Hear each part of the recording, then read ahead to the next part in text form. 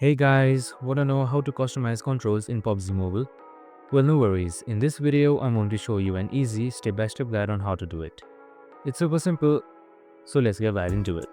Now, first off, simply open up your PUBG Mobile application. And now once you've done that, on the bottom right, you can see this small arrow icon right here. Just simply select it. And once you're there, on the top, you can see settings. Simply select settings. Now, simply hit towards customize buttons on the right side right here. Once you're there, here you can see your various controls right here. So you can just customize it like vehicles, special vehicles and characters.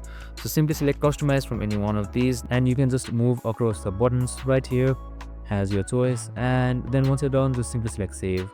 Now you can also select this drop down box right here and then just select it accordingly, maybe arena, classic mode, and select save right here. There is also layout options.